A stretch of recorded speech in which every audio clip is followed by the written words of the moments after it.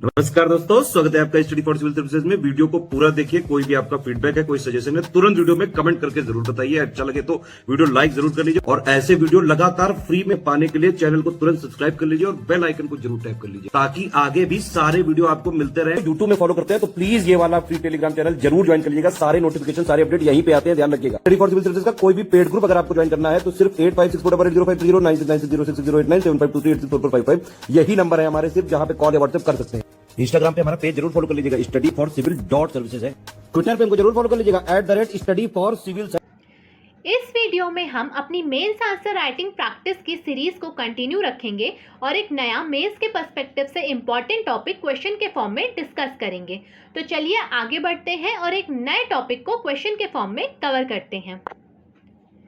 हमारा क्वेश्चन कह रहा है, India's elderly population is growing at the rate of 3% per annum and will reach to 319 million by 2050. What can be done by the government to provide better living conditions to the elderly population? Comment. Bharat की बुजुर्ग आबादी 3% प्रति वर्ष की दर से बढ़ रही है और 2050 तक 319 मिलियन तक पहुंच जाएगी। बुजुर्ग आबादी को बेहतर रखने की स्थिति प्रदान करने के लिए सरकार द्वारा क्या कदम उठाए जा सकते हैं, टिप्पणी करें। तो हम अपने आंसर की शुरुआत करेंगे कुछ डेटा बताते हुए। हम सबसे पहले बताएंगे कि भारत में जन्म के समय जीवन प्रत्याशा यानी लाइफ एक्सपेक्टेंसी एट बर्थ 1970-75 के समय में 50 साल हुआ करती थी, जो कि 2014 से 18 में बढ़ करके 70 वर्ष हो गई है। यानी कि पहले इंडिया में बुजुर्गों की संख्या इतनी नहीं हुआ करती थी और अब इंडिया में बुजुर्गों की संख्या बढ़ गई है। यूएनडेसा का डेटा कहता है कि भारत में जन्म के समय जीवन प्रत्याशा लगभग 67.5 ईयर्स है। तो लगभग 70 वर्ष के करीब भारत में लाइफ एक्सपेक्टेंसी एट बर्थ है, यानी अगर कोई व्यक्ति भारत में जन्म लेता है तो वो औसतन 70 साल तक जिएगा।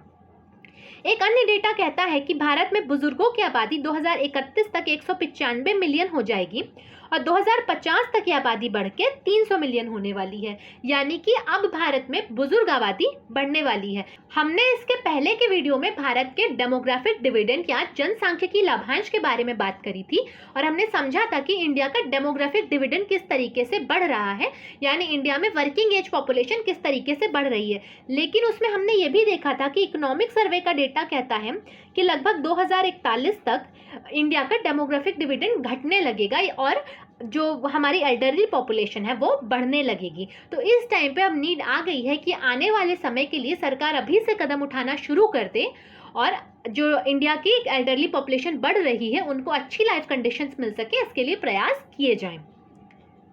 फिर इसके बाद हम बताएंगे कि ये बढ़ती बुजुर्ग आबादी के साथ साथ नीतियों को सुधार लाने की सख्त आवश्यकता है, जो न केवल उन्हें पूरा करेंगे बल्कि राष्ट्र निर्माण में संसाधन के रूप में भी उनका उपयोग कर सकेंगे। यानी कि जो हमारी एल्डरली पॉपुलेशन है इसको इस तरीके की कंडीशंस प्रोवाइड की जाए कि इनकी खुद की लाइफ तो बेहतर हो ही सके और जो ये एक्सपीरियंस, जो ये नॉलेज गेन करके उस एज तक पहुँचेंगे, इनकी नॉलेज को नेशन बिल्डिंग में यूज़ किया जा सके। इसके बाद हम बताएंगे कि बुजुर्ग आबादी इस समय एट प्रेजेंट कौन कौन सी समस्याओं का सामना करती है भारत में। तो अगर 2011 की जनगणना के डेटा की हम बात करें तो देश की कुल आबादी में 8.6% या 8.6% बुजुर्ग आबादी है, यानी कि 60 साल से ऊपर के लोग हैं। और international institute for population science की एक रिपोर्ट कहती है कि भारत में जो बुजुर्ग आबादी है उनमें से 75% आबादी किसी न किसी क्रॉनिक डिजीज या लंबे समय से चलती आ रही बीमारी से पीड़ित है। उसके अलावा 40% जो बुजुर्ग आबादी है वो किसी न किसी तरीके की फिजिकल डिसेबिलिटी या विकलांगता का सामना करती है और 20% आबादी मानसिक स्वास्थ्य के मुद्दों का सामना करती है। यानी कि वो मेंटल हेल्थ इशू एक एज के बाद लोगों में आने लगता है और इंडिया के 20% बुजुर्ग इससे पीड़ित हैं। और इसके अलावा जो बुजुर्गों को समस्या का सामना करना पड़ता है उसमें सबसे पहली चीज़ आती है उनका दैनिक जीवन में गतिविधियों में कार्यात्मक अक्षमता, यानी जो उनकी डे टू डे लाइफ की एक्टिविटीज़ है, इनकी जो क्रॉनिक डिजीज़ हो गई, डिसेबिलिटी हो गई या मेंटल हेल्थ कंडीशन हो गई, इनकी वजह से इन्हें डे टू डे लाइफ की जो एक्टिविटीज़ हैं उनमें प्रॉब्लम्स फेस करनी पड़ती है। कुछ बुजुर्ग तो खुद से चल भी नहीं पाते हैं, खा भी नहीं पाते हैं, वो अपने डेली एक्टिविटीज़ कर ही नहीं पाते, तो उनके लिए एक परमानेंट एक सपोर्टर की ज़रूरत हो, एक केयर टेकर की ज़रूरत पड़ती है। फिर उसके अलावा एक बड़ा चैलेंज ये भी देखने को मिलता है कि भारत में जो पुरुषों की लाइफ एक्सपेक्टेंसी एट बर्थ है वो 68.2 ईयर्स है, यानी 68.2 साल है, जबकि महिलाओं की 70.7 साल है। एवरेज अगर निकालें तो 70 साल के ही करीब आता है, लेकिन ये माना जाता है कि भारत में महिलाओं की एज थोड़ी ज़्यादा रहती है, महिलाएं थोड़ा ज़्यादा जीती हैं इंडिया में।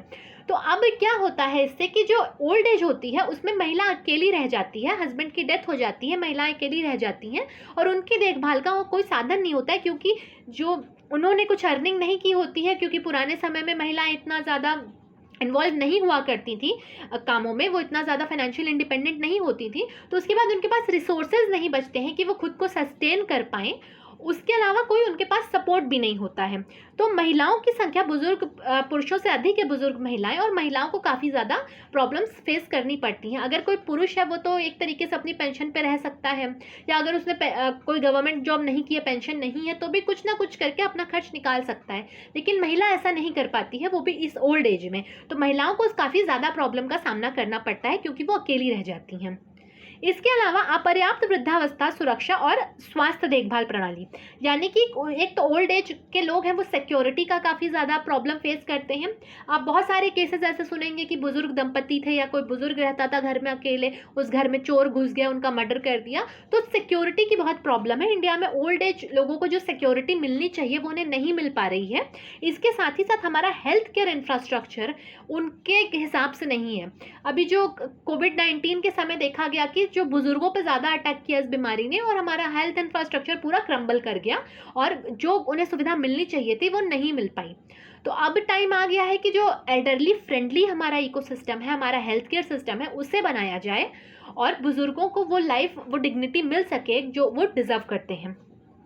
और एक अनदर डेटा कहता है कि भारत में 6% वरिष्ठ नागरिक अकेले रहते हैं। तो यहाँ पे एक तो उनका अकेले रहने से एक मेंटल इशू आ जाता है, फिजिकली वो डिसेबल्ड होते हैं या कमज़ोर हो चुके होते हैं, एक एज के बाद वो काम नहीं कर पाते अपने, और इसके साथ ही साथ अकेलापन भी एक तरीके से उनमें बहुत सारी बीमारियां जो नहीं भी होती हैं उनको ला देता है, यानी जैसे कुछ मेंटल इश्यूज उनके आइसोलेशन की वजह से हो जाते हैं। तो ये भी एक बड़ा कारण उन्हें देखने को मिलता है एक ओल्ड एज में, जहाँ उन्हें केयर गिवर की, केयर टेकर की ज़रूरत होती है, वहाँ बिल्कुल वो अकेले रह जाते हैं। फिर सामाजिक विषमता, डिजिटल अशिक्षा, देखभाल करने वालों की अनुपलब्धता, अलगाव, वृद्धाश्रमों की खराब स्थिति और वित्तीय निर्भरता भी काफ़ी सारे चैलेंजेस हैं जो ओल्ड एज पीपल इंडिया में फेस करते हैं। तो यानी कि सोशल डिसहार्मनी, सोशल में उन्हें इन्वॉल्व नहीं किया जाता है। अगर कोई बुजुर्ग किसी तरीके से बीमार हो गया है या वो बेड पे लग गया है, इस तरीके की अगर कंडीशन देखने को मिलती है तो उनकी फैमिली ही उन्हें डिसबैंडन कर देती है, जाके वृद्धाश्रम में छोड़ाती है। उसके अलावा जो आज का प्रेजेंट डिजिटल टेक्नोलॉजी वाला वर्ल्ड है, तो अगर कोई बुजुर्ग अकेला रहता है, वो आज के समय में सस्टेन करना चाहे तो उसे डिजिटल नॉलेज नहीं है, वो फ़ोन चलाना नहीं जानता है, वो किस तरीके से वो ऑनलाइन पेमेंट करेगा, अपने बिल्स भरेगा। अगर उन्हें सुविधा प्रोवाइड कर भी दी जाए तो वो इतने अभी अपस्किल नहीं हो पाए हैं कि वो इनके साथ साथ चल सकें, अभी जो नया टेक्नोलॉजिकल रिवॉल्यूशन इंडिया में हो रहा है। तो इस वजह से भी उन्हें प्रॉब्लम्स फेस करनी पड़ती है। इसके साथ ही साथ केयर गिवर्स की कमी है, और जो ओल्ड एज होम्स हैं उनकी भी हालत बहुत ज़्यादा अच्छी नहीं है। जिस तरीके की सुविधाएं मिलनी चाहिए, केयर मिलनी चाहिए, वो ओल्ड एज होम में भी उन्हें नहीं मिल पाती है। इसके बाद हम डिस्कस करेंगे कि रिफॉर्म पॉलिसीज़ लाने की अब इमीडिएटली क्या नीड है, लेकिन उससे पहले मैं आपको इन्फॉर्मेशन देना चाहती हूँ कि स्टडी फॉर सिविल सर्विसेज के पेड ग्रुप्स स्टार्ट हैं। आप नीचे दिए गए नंबर्स पे कांटेक्ट करके इन पेड ग्रुप्स को ज्वाइन कर सकते हैं। यहाँ पे आपको इन सारे आंसर राइटिंग वीडियोज़ की PDF प्रोवाइड कर दी जाएगी। इसके साथ ही साथ 1-to-1 गाइडेंस के थ्रू आपकी मेंस आंसर राइटिंग प्रैक्टिस कराई जाएगी, आंसर्स रिव्यू किए जाएंगे, आपका 1-to-1 गाइडेंस के थ्रू सारी आंसर्स, क्यूरी, डाउट सब कुछ सॉल्व किया जाएगा। आपकी कॉन्फिडेंस बूस्ट होगा, आपकी प्रिपरेशन स्ट्रांग होगी। नीचे दिए गए नंबर्स पे कांटेक्ट करें, ग्रुप्स को ज़रूर ज्वाइन करें।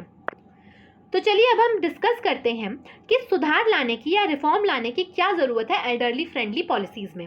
तो सबसे पहला पॉइंट ये आता है कि बुजुर्गों को बोझ नहीं समझना है हमें। एक टाइम के बाद जब वो कमाना बंद कर देते हैं, वो घर वालों को ही अपने बोझ लगने लगते हैं। तो उन्हें बोझ की नज़र से नहीं देखना है, बल्कि उन्हें अनुभव और ज्ञान के भंडार की नज़र से देखना है। हाउस होल्ड लेवल पर नहीं, बल्कि पूरे कंट्री के लेवल पर। हाउस होल्ड लेवल पर तो उनको इज्जत और उन्हें मान मिलना ही चाहिए। साथ ही साथ सरकार को भी उनका जो नॉलेज है, उनका जो एक्सपीरियंस है अलग अलग फील्ड में, जो लाइफ लॉन्ग उन्होंने अचीव किया है अपनी नॉलेज को, उसको किस तरीके से यूटिलाइज किया जा सके यंग जनरेशन के द्वारा, इस तरीके का कुछ एक पॉलिसी, कुछ एक ऐसा सिस्टम डेवलप करना चाहिए। ऐसा सिस्टम डेवलप किया जा सकता है जहाँ पे बुजुर्गों का और यूथ्स का कुछ बातचीत कराई जाए, वो अपना एक्सपीरियंस शेयर करें अलग अलग फील्ड के, और उन्हें भी अवसर मिल सके और यूथ को भी अवसर मिल सके कि जो उनके बुजुर्गों ने नॉलेज गेन की है किसी भी फील्ड में हो, वो मेडिसिन की फील्ड में हो, वो कल्चर से रिलेटेड हो, वो कोई आर्ट से रिलेटेड हो, वो आगे पास ऑन कर सकें। तो अगर उन्हें पर्याप्त अवसर प्रदान किए जाते हैं तो वे ज्ञान और अनुभव का उपयोग करके अर्थव्यवस्था, चिकित्सा, कानून बनाने और कई अन्य क्षेत्रों में योगदान प्रदान कर सकते हैं। और ये नेशनल लेवल पे तो वो कर ही सकते हैं, साथ ही साथ वो कम्युनिटी लेवल पे, वो स्टेट लेवल पे, वो हर लेवल पर जो यूथ को, आज के यूथ को वो ट्रेन कर सकते हैं। उनकी नॉलेज थोड़ी पुरानी हो चुकी है, लेकिन अगर उन्हें आज के समय में जो गाइडेंस दी जाए, जो आज की टेक्नोलॉजी वाली गाइडेंस दी जाए, तो वो अपने एक्सपीरियंस का बहुत अच्छे से उपयोग करके देश को, युवा को बढ़ाने में मदद कर सकते हैं।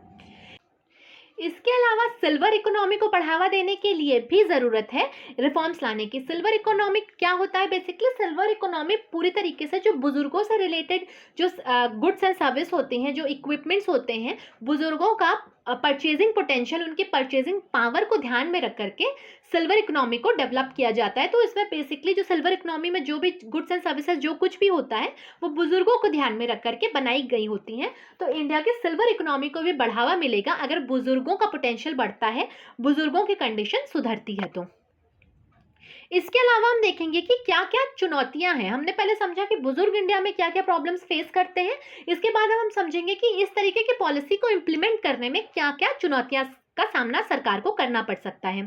तो सबसे पहले बुजुर्गों के अनुकूल स्वास्थ्य सुविधाओं की कमी वरिष्ठ नागरिकों की बेहतर जीवन स्थिति में मुख्य बाधा है। तो सबसे पहले एक हेल्थ केयर फैसिलिटीज क्योंकि एल्डरली फ्रेंडली अवेलेबल नहीं है, तो एक तरीके से ये बुजुर्गों को जिस टाइम पे सबसे ज़्यादा हेल्थ केयर की ज़रूरत पड़ती है, उस एज में ला करके उनको उतनी हेल्थ केयर फैसिलिटीज़ नहीं मिल पा रही, ये उनके अच्छी लिविंग कंडीशन में एक बहुत बड़ी रुकावट है। उसके अलावा जो फाइनेंशियल प्रॉब्लम्स होती हैं, उनके जो फैमिली प्रॉब्लम्स होती हैं, ये सारे काफ़ी उनको चैलेंजेस फेस करने पड़ते हैं, और इस चैलेंजेस की वजह से जो गवर्नमेंट पॉलिसीज़ हैं उनके इम्प्लीमेंटेशन में भी रुकावट आती है। इसके अलावा राष्ट्र निर्माण की प्रक्रिया में उन्हें शामिल करने के लिए उन्हें रीस्किल करने की ज़रूरत पड़ेगी, क्योंकि आज टेक्नोलॉजी का बहुत ज़्यादा बोलबाला है और बिना टेक्नोलॉजी के शायद ही कोई काम हो पाता है। तो बुजुर्गों को इस टाइम टेक्नोलॉजी से रूबरू कराना ज़रूरी है, और उनके पास जो ज्ञान है उन्हें कुछ तकनीकी स्पर्श की आवश्यकता है। और एक प्रॉब्लम ये भी देखने को मिलती है कि उन्हें रीस्किलिंग, अपस्किलिंग की तो आवश्यकता है ही है, लेकिन एक एज के बाद सीखने की क्षमता कम हो जाती है। तो अब उनकी सीखने की क्षमता कम हो चुकी है, तो अब इस एज में ला करके उनका जो पूरा नया डेवलपमेंट है, नए उनके स्किल सिखाना काफ़ी चैलेंजिंग हो जाता है। फिर अब तक सरकार ने बुजुर्गों के लिए क्या क्या कदम उठाए हैं, तो सबसे पहला आता है नाम राष्ट्रीय वयोश्री योजना का। राष्ट्रीय वयोश्री योजना में वरिष्ठ नागरिकों को जो उनके फिजिकली जो सपोर्ट कर सकते हैं इक्विपमेंट, वो प्रदान किए जाते हैं। फिर अटल पेंशन योजना का नाम आता है।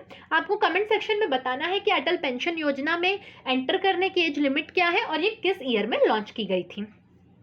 इसके अलावा राष्ट्रीय सामाजिक सहायता कार्यक्रम यानी नेशनल सोशल असिस्टेंस प्रोग्राम, ये 60 साल से ऊपर के लोग जो होते हैं, जो बिलो पॉवर्टी लाइन में होते हैं, उनके लिए ये योजना चलाई गई है, और किस ईयर में आई है ये आपको कमेंट सेक्शन में बताना है। उसके अलावा बुजुर्गों के लिए राष्ट्रीय कार्यक्रम नेशनल प्रोग्राम फॉर एल्डरली, फिर ओल्ड एज पेंशन स्कीम चलाई गई है, विडो पेंशन स्कीम चलाई गई है। तो ये सारी कुछ योजनाएं हैं जो कि सरकार द्वारा चलाई जाती हैं, बुजुर्गों की अच्छी लाइफ उन्हें मिल सके इसलिए। अब इसके बाद हम अपने आंसर के लास्ट पार्ट की तरफ बढ़ेंगे और वे फॉरवर्ड सजेस्ट करेंगे कि बुजुर्गों की कंडीशन को सही करने के लिए सरकार द्वारा क्या कदम उठाए जा सकते हैं। तो सबसे पहले हम बताएंगे कि सरकार को बुजुर्गों को समावेशी और बुजुर्गों के अनुकूल वित्तीय, चिकित्सा और शासन नीतियां लानी चाहिए। यानी अब इस तरीके की पॉलिसीज गवर्नमेंट को बनानी चाहिए जो कि एल्डरली इंक्लूसिव हो, यानी वो बुजुर्गों तक पहुंच सके। इसके अलावा एल्डरली फ्रेंडली हो फाइनेंशियली, और उनके मेडिकल और गवर्नेंस पॉलिसीज भी ऐसी हों। उसके अलावा उपशामक देखभाल यानी पैलिएटिव केयर को भी सार्वजनिक स्वास्थ्य देखभाल केंद्रों में शामिल किया जाना चाहिए। पैलिएटिव केयर क्या है कि अब एक टाइम आता है कि मेडिसिन के अलावा बहुत सारी और फिजिकल केयर, मेंटल केयर की ज़रूरत इंसान को पड़ती है, उसे पैलिएटिव केयर कहा जाता है। आप पैलिएटिव केयर को अगर शब्दों में तोड़ें तो पेन को एलिविएट करने वाली केयर, यानी पेन को, दर्द को ख़त्म करने वाली केयर। अब वो दर्द मानसिक भी हो सकता है, शारीरिक भी हो सकता है। इस तरीके के केयर टेकर, इस तरीके की केयर को अब राष्ट्रीय जो स्वास्थ्य पॉलिसीज़ हैं, नेशनल हेल्थ पॉलिसीज़ हैं, उनमें इंक्लूड करने की, इम्प्लीमेंट करने की ज़रूरत है, क्योंकि एक समय के बाद खाली मेडिसिन से ही देखभाल नहीं की जा सकती है, और भी बहुत चीज़ें होती हैं जिनकी देखभाल करना ज़रूरी है, क्योंकि राइट टू लाइफ जितना राइट है इंडिया में, उतना ही right to die with dignity का भी इंसान के पास राइट होता है। फिर वहीं वरिष्ठ नागरिकों की सेवा के लिए एक विशिष्ट राशि का बजट आवंटन किया जाना चाहिए, यानी एक स्पेसिफिक बजट बनाया जाना चाहिए जो कि जो ओल्ड एज के लोग हैं उनके ही हित में खर्चा किया जाए। उसके बाद वृद्धावस्था पेंशन, उसको बढ़ाना चाहिए, क्योंकि वृद्धावस्था पेंशन कितनी मिलती है आज के समय में? 350 से 400 रुपये प्रति माह, जिसमें कुछ भी नहीं होता है, जिसमें कि एक हफ्ते का भी राशन नहीं आ सकता है। तो इस पेंशन को बढ़ा के एटलीस्ट इतना तो किया जा सके कि अगर कोई बुजुर्ग अकेला रह रहा है, उसके पास और कोई साधन नहीं है इनकम का, तो वो अपना 2 टाइम का खाना खा सके और कुछ अपनी दवाइयाँ खरीद सके, उसकी ज़रूरत पूरी हो सके।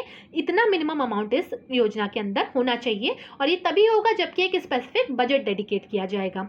और खाली नेशनल लेवल पर नहीं, स्टेट लेवल पर भी इस तरीके का बजट आना चाहिए।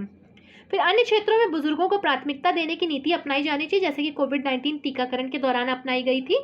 तो जो एल्डरली पॉपुलेशन है उसके लिए और क्षेत्रों में भी नीतियां आनी चाहिए, जिससे कि ओल्ड एज पॉपुलेशन को प्रेफरेंस मिल सके बहुत सारी चीज़ों में। फिर असम सरकार की एक बहुत अच्छी नीति है जिसका नाम है प्रणाम। प्रणाम नीति के अंदर क्या है, जितने भी गवर्नमेंट एम्प्लॉयज़ हैं उनको हर महीने अपनी सैलरी का 10% अलग से जमा करना पड़ता है उनके माता पिता की केयर करने के लिए। और इस तरीके की नीति को पूरे नेशनल लेवल पे अपनाया जाना चाहिए कि ये ज़रूरी कर दिया जाए कि जिसके भी माता पिता जीवित हैं और उनको केयर की ज़रूरत है, वो व्यक्ति जो सरकारी कर्मचारी है अपनी सैलरी का एक पर्टिकुलर अमाउंट हर महीने अलग करके रखेगा अपने माता पिता के लिए। तो इसी के साथ हमारा ये टॉपिक कंप्लीट होता है। अगले वीडियो में हम एक नया इंपॉर्टेंट टॉपिक क्वेश्चन के फॉर्म में कवर करेंगे। बने रहिएगा चैनल के साथ, मिलते हैं नेक्स्ट वीडियो में। Thank you for watching.